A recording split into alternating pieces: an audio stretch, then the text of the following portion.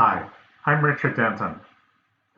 This is the last in a series of 8 talks on science, Christian faith, and the days of creation, approaches to reconciliation. And in this last talk, I'm going to talk about evidence for evolution.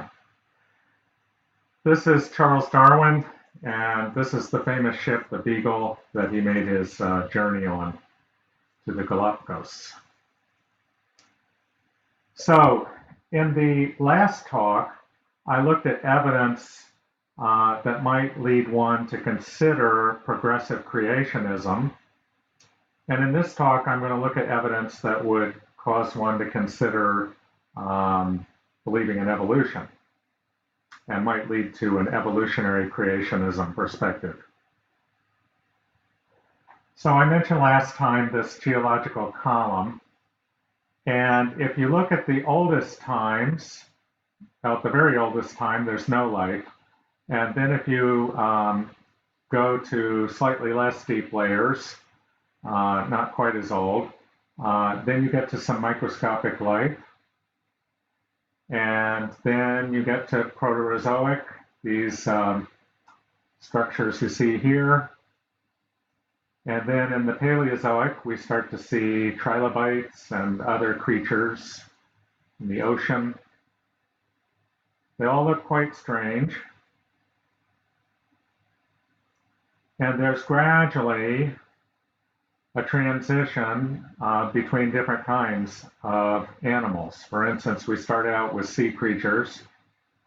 Now we're starting to see fish, dragonflies.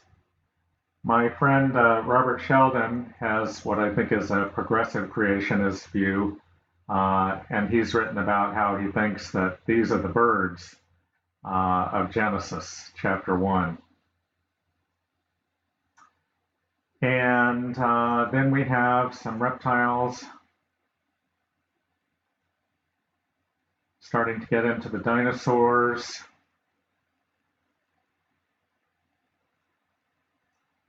And finally, you start to get to mammals and different kinds of mammals. And finally, we get to the present. So there's kind of a gradual progression of species. That doesn't mean that you necessarily have to believe in evolution based on this, but there is a progression in the types, leading to mammals only late. Now, one of the things we see is that there are similar structures for bones, even though these kinds of creatures are very different. So in the whale, there's a hand-like structure. The length of the bones is different, but the bone structure is the same for whale, cat, bat, and gorilla. There are transitional forms illustrating how evolution could have occurred. And this shows a transition from a walking whale 49 million years ago to a semi-aquatic whale to an aquatic whale that's really in the water, and then finally more modern aquatic whale, which has a different jaw structure than you see here. One interesting thing is that there are these remnants of possibly past features. So there are these lower leg parts, which aren't really needed in the modern whale. And this isn't the only transition. There's a list of transitional fossils you can look up in Wikipedia. And if you look it up, you'll see there are quite a few. So although in Darwin's day there weren't many transitional forms known, there are many known now. Probably the best evidence of evolution is actually that relating to human evolution. And the reason for this is because of the genetic mapping that's been done for humans and now also for chimpanzees. So suppose that, as the evolutionary hypothesis states, the humans and chimpanzees and other apes are descended from a common ancestor. Note that biologists would never say that humans are evolved from modern apes like chimpanzees. They would say that they are evolved from a common ancestor. So anyway, there's a big problem with this, that humans have 46 chromosomes, whereas the apes, including chimpanzees, have 48 chromosomes. So that represents a huge problem for the evolutionary theory, but there is a possible explanation. If we look at the chromosomes of humans and chimpanzees, we see that most of the chromosomes are about the same length and have a lot of common material, as you can see from the color coding. So chromosome 1, chromosome 3, 4, 5, et cetera, down to the Y chromosome. But there's one exception, and that's the chromosome number 2 in humans. The H is for human here. And instead of there being one chromosome, there are two chromosomes that we call 2A and 2B in the chimpanzees. Now notice that the lengths of 2A and 2B are fairly similar when you add them up to the length of the human chromosome. So there is a possibility, two possibilities really. Perhaps the human chromosome split into these two, or perhaps the two ape-like chromosomes fused to give you the human chromosome. And it turns out that there's evidence that the latter mechanism occurred. When we look at the, suppose that we had a fusion of ancestral chromosomes. So we have two here.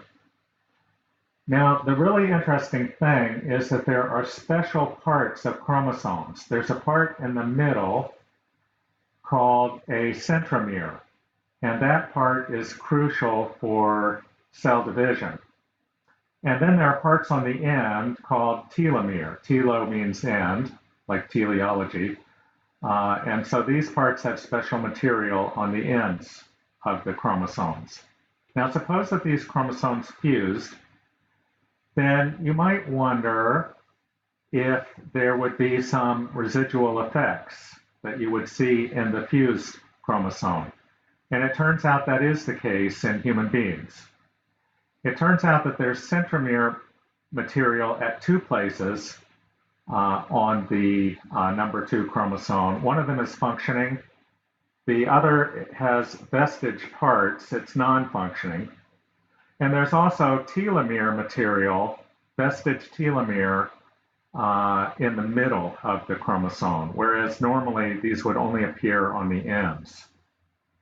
So this is pretty strong evidence that evolution occurred. Okay, what are some criticisms? Okay, I'm going to talk about criticisms for the last ancient dating and evolution. Some people say that the dating based on fossils uses circular reasoning. Well, the order of the geological record was based on the order that the layers were laid down, not on the dating of the objects in those layers. It was only later that they matched up dates with those layers. The dating is wrong. According to geologist Greg Davidson, the dates are found to be wrong about 3% of the time, but most of the dates are consistent. For instance, I showed some dates that were pretty consistent in my last talk. There are out-of-order strata and fossils. It's true that sometimes these are out of order, but there are explanations. For instance, one layer can be shoved up against another one, and can end up going above, an older layer can end up going above a younger layer. I think all of these arguments are missing the forest for the trees. Basically, we have a lot of evidence that supports an ancient Earth and evolution, and based on some apparent exceptions, you can't ignore the fact of the bulk of the data. Sometimes people will say, oh, if there's one exception, it proves that the mainstream science is wrong. But people who say that do not apply that same kind of tight restriction on their own results. Now, I'd like to point out something that even young Earth evolutionists appeal to evolutionary processes. Now, they might call it devolution because they don't believe in increasing complexity, but this is from Answers in Genesis. So these are people who believe in roughly a 7,000-year-old universe. They say the concept of kind is important for understanding how Noah fit all the animals on the ark. If kind is at the level of family or order, there would have been plenty of room on the ark to take 2 of every kind and 7 of some.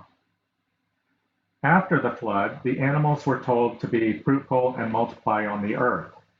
As they did this, natural selection, mutation, and other mechanisms allowed speciation within the kinds to occur. Speciation was necessary for the animals to survive in a very different post-flood world.